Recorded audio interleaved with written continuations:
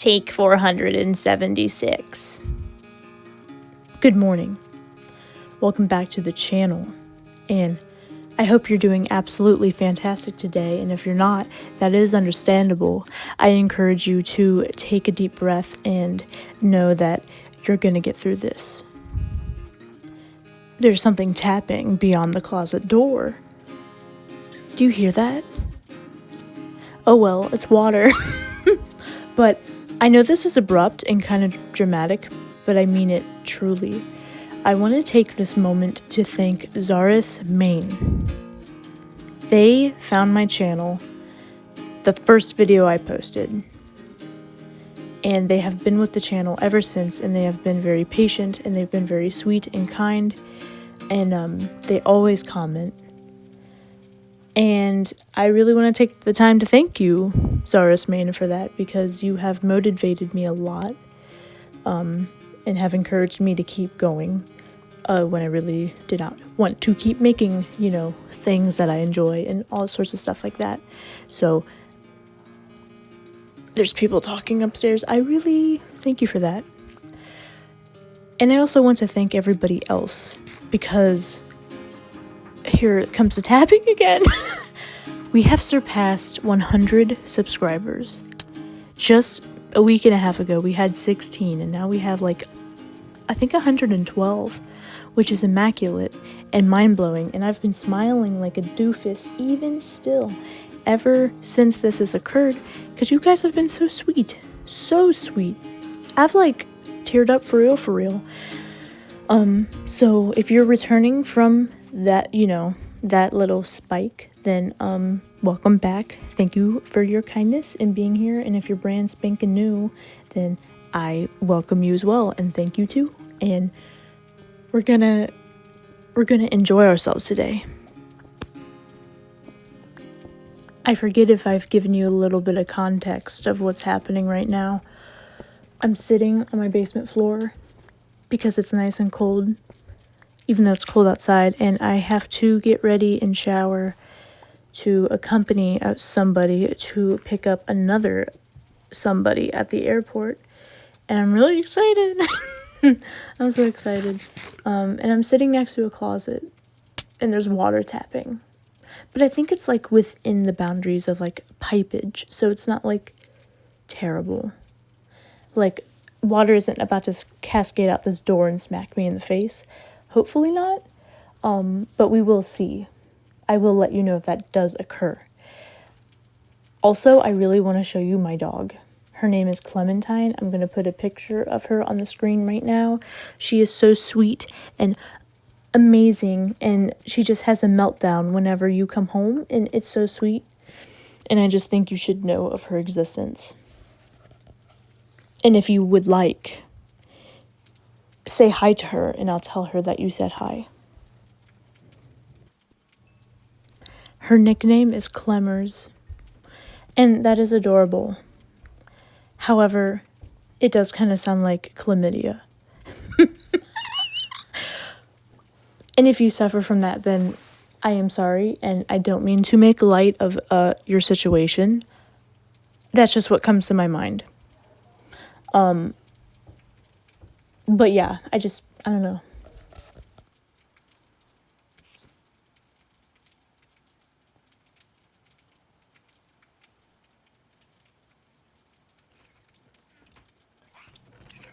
Good morning again. I got off of work an hour ago, and I don't know why, but I'm nauseous. So nauseous. I did want to update you, I guess on my life, because I didn't do that yet. I talked about airports and subscribees and chlamydia. But so I can't say where, but I did interview for a job, for a second job. And I did get it, and I want to tell you the story so far because I think it's really funny. So I go into this interview, I sit down, and it goes very well. way, way better than I thought. I talked to them about my experience. I talked to them about how, believe it or not, I am currently a manager. Mismanaging. I'm a manager at my current job, but I told them I want to keep my job as it is right now. I'm just looking for something, secondary, if that is okay. And they were like, wow, yeah. And I told them more, and they were like, oh my God. And they were like, if we need to change, some people's schedules around for you, like, that's okay. Excuse me? Do you know how crazy that is? To tell someone, and I don't mean this in a bad way, that's so good, but like, that's huge to be like, oh yeah, interviewee person I'm interviewing, yeah, I'll just change people's schedules around, people who are already established and working in this establishment. That's wild. But they said that, and they're like, oh my gosh, this is looking really promising. We're going to give you a call back in a few days. I said, perfect. It's been 2 days, right? Have not received a phone call, however, or an email. I've been checking my email and my texts and my phone calls. No phone calls. So guess what? I suddenly get a automated text message yesterday. This was yesterday. And it was for an app. And they're like, hey, log into this app. And it's called Break Room. I guess I'm comfortable saying it that. It's called Break Room. And I looked at what the app was, and it's basically like a scheduling app, and there's your schedule, and maybe you can punch in and out on there. I don't know. But I looked at that and I was like, oh, well, that's a good sign, because that means I have the app, right, to look at my schedule.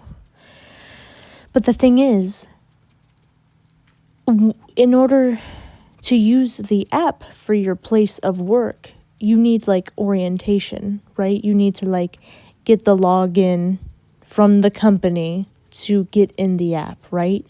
Okay. Do we agree on this? I'm stupid, but I'm not that dumb, you know what I mean? At least in terms of this. So I was like, oh, well, I'm not going to log in or anything, because I'll probably do that at orientation, right? And so I downloaded the app, but I didn't log in. But I didn't get a phone call yesterday, right? And today goes by. I don't get a phone call. It's 9 p.m. And I'm sitting there. I'm sitting there when I was supposed to, okay? Not stealing company time. I was going through emails that I had to get through and all sorts of crap. So I was able, okay. And I was like, I got a feeling. I had a feeling. So then I get on the app and I open it up and it says log in, and I'm like, you know what, screw it. And I log in and it asks me for my phone number and my name. I think that's literally all it asked for. Straight up. I don't even think there was a password. And I was like, oh, and I just wanted to see what would happen. I log in, and suddenly I see shifts that are open and available to be taken in a group chat. And I look at the group chat and I realize, oh, this is for the place that I interviewed at. It's the company name and the place of the location. And I look at the group chat, and then the first thing I see is, guys, can we please stop leaving this thing here? It's really in the way, and it's bad. And I said, oh, I'm in. But then I realized I'm in a day later than it probably should have been. They gave me this link,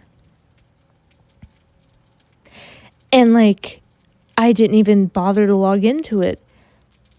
Oh no, what if I was supposed to start today and I just didn't know? But I also didn't get a phone call, and I'm used to that.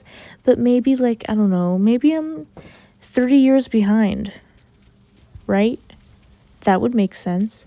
So I start texting in this group chat, and I say, hey, can I please privately DM a manager because, yeah, I didn't realize this is what I was supposed to do. And then one did DM me, and now I await for further directions. But that is very exciting, and I thought that was really funny, and I thought you should know that. I would like to change the topic. That being, I went through my notes app, and I've been wanting to do this for a while, but I'm not going to do it all in this video because that's not nearly enough time. But I think I want to start reading to you guys, like, the short stories that I've written and poems that I've written, or like lyrics, and maybe explain what they mean, or maybe not. But I think they would be good to share, or it would be a good thing to share them. So I'm going to put it on screen, and here we go. The tree that once was here has become something else. The bird that once stood upon it has flown away to another whiteboard, to be interpreted by another artist, and the music has been listened to. So for context of what that was, there's a big whiteboard in the office, and literally like 2 years ago, far before I became a manager or anything like that, I would always draw on the whiteboard, and I still do to this day, just not as much anymore. But I drew a tree with a bird on it, and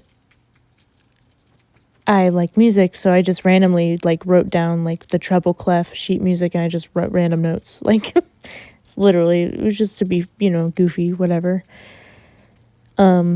I think I thought of a little melody or something, and I just like wrote that down and took a picture.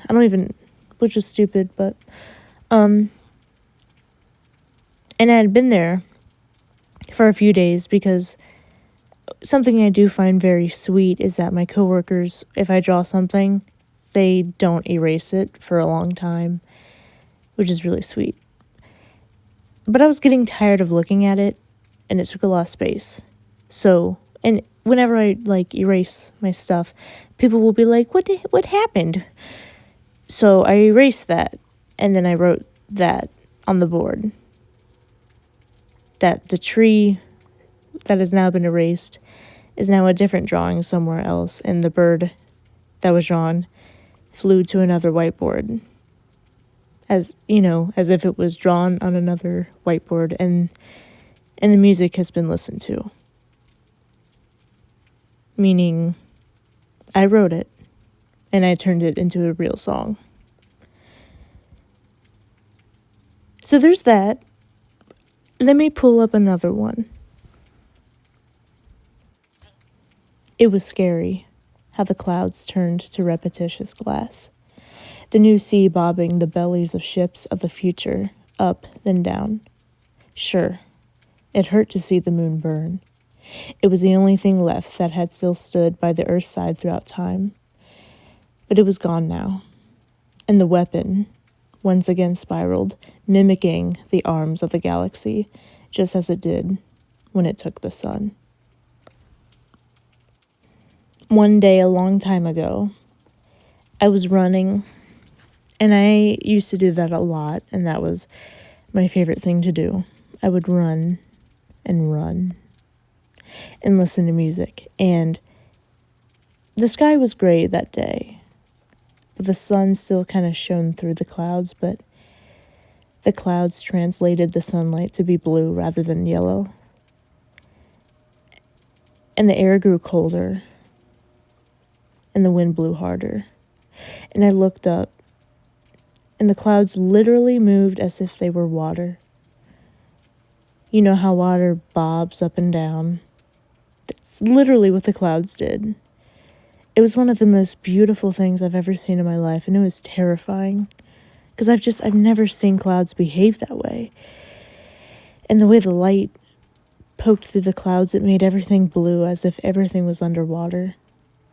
It was so weird, but it was so cool. And this little short thing is reference to that, but far more dramatic and fantastical.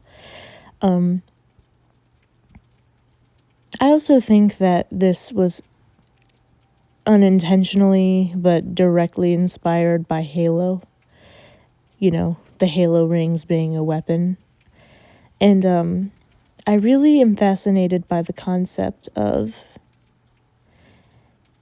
incomprehensible weapons or machines or something that does a purpose to such a massive scale that, you know, I don't know. And now that I think about it, I remember that also was a reference to a dream I had. The last line when I say how it took the sun. Again, a few years ago, far later than when I saw the clouds do that, I had a nightmare of a black hole taking everything, our solar system. But the whole nightmare was the fact that it had taken the sun, but there were still remnants of the sun, like sort of keeping us warm, but it wasn't going to last very long. And I walked around and I just saw everyone react differently to the fact that we were about to be taken by a black hole. I saw people throw parties. I saw people parties specifically of like combining all holidays to like experience all the holidays one last time. Like Valentine's, Thanksgiving. I'm American, duh. But like, Thanksgiving, Christmas, that sort of stuff. People singing, people dancing, people crying, people huddling together and screaming in terror. Specifically hugging the ground and like crying to the earth. And the dream ended where the black hole was coming. It was there. Like, it was close. And I went into this bunker, not that it would matter, but I just laid in the bed. And there's a little old TV, and it happened to play a real playlist that it was my favorite playlist in the time in real life. It was a synthwave playlist. I'll link it so you know, but something I listen to all the time, and I just laid in this bed and I listened to that. And I listened to it until, and I think about that a lot. That was a very profound dream. It was just so, like, whoa, Anyways, let's do another. You may find me where all warriors are found, on the precipice of disaster, taking the cloth of all that is awful and turning it into something that will protect our loved ones' backs from the rain. You may find me grasping death's arms as she screams and spits at my face in attempt to make me see, to make me better, to make me sing, to make me alive, to make me scream and spit back.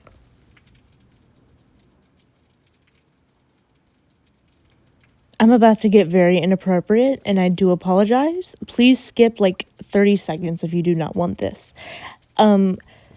I think you should know that the reason I laughed while reading my poem is because it took me like 3 times to record this, because when I get to the part where I talk about death screaming, right, I kept saying creaming, and I didn't mean to, but it just kept happening. I couldn't pronounce the S at the beginning of that word, so I laughed, and I apologize. But there you go. So this one, I think I think if you allow it to be, death can be a very beautiful motivator. Something encouraging. But not like, oh, yippee. Like, I know I've talked about this a lot in my other videos, but the fact that we're here is so wow, right? The fact that kindness exists is such a wild thing. And when I look at everyone, and I remember that we're all gonna not be here one day and we're very limited, I think that gives more of a reason for us to be gentle with each other, because regardless of how we are, like, regardless of how we live, of what we're scared of what we dream are, we are going to hurtle into death's arms. And perhaps it's kind. And do we not deserve that at the very least? Because we're hurtling into something we can't understand. Because that's really all we want at the end of the day, is we want to understand. And we want to be held in one way or another. At least in the reassurance of knowing something, anything. And I think we can cut cloth from anything if we allow ourselves to cover each other's backs from the rain. And I think we really should, because we don't have that much time to do so. And if we're going to be here, can we at least hold each other when we can?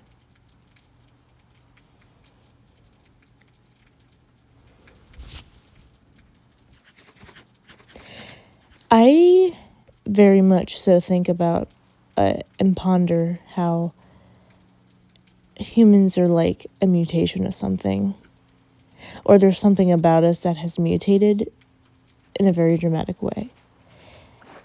Like how we create businesses and systems and, stores, restaurants. We create systems and like things to follow by, right? Very much so order. And I feel like our excessive order is a mutation of, I don't even know if mutation is the right word, but it's the dramatic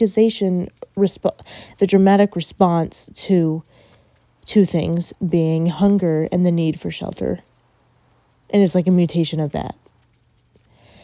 And am I saying that it's necessarily a bad thing?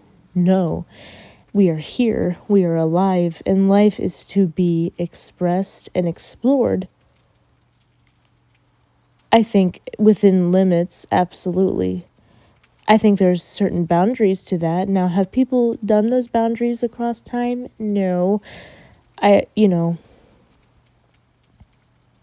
It's just weird. It's very complex, and there's no like complete full right or wrong or answer, because there's suffering laced in all of it. But also, I don't know. And another thing,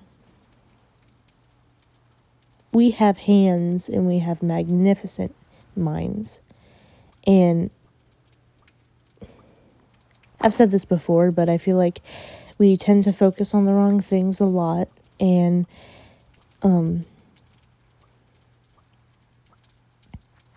I really think that if we allowed ourselves to, we could really affect not only our world, but potentially the universe. And I know the universe is incomprehensibly large, with so much space and so much space to be alone in. But we can build towers and we can build so much. And we're curious. Imagine if we were more curious about how much good we could do rather than how much we can exploit or how far pain can go. You know, like, we have hands that can create so much good and minds that can think such beautiful things. And I just wonder what would happen if we actually put effort into that and discipline into that in the way that we did with war, where we created perfect, you know, like we put so much time into creating perfect weapons and things, you know, bodies that can handle war.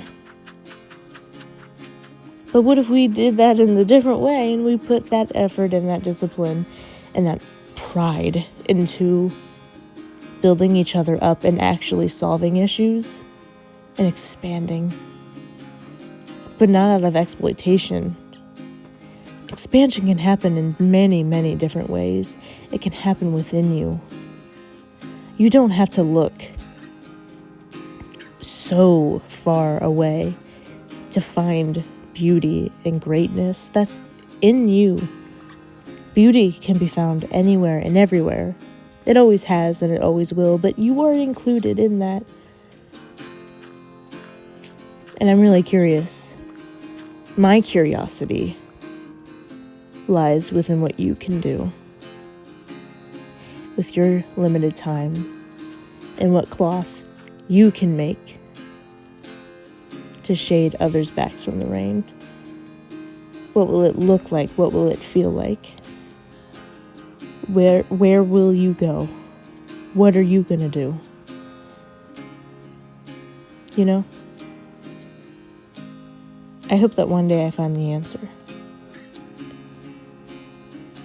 I think you will too. We're approaching the end of the video. I really appreciate you taking the time to listen to my missing potential orientation and my poems and my thoughts and my music and my rain. Yes, I captured the rain you're hearing. I sat my phone on the windowsill for 10 minutes and I went and I used the bathroom. That's literally what happened. I hit record on the voice memo app and I went and I opened the window and it was raining and I put my phone there and I went and I used the bathroom and I came back and I was like, ooh, it's almost 10 minutes and I left again and then I came back and I was like, ooh, 10 minutes, bussin'. Enjoy your day, be kind, do your thing, boo, have a fantastic life. Goodbye.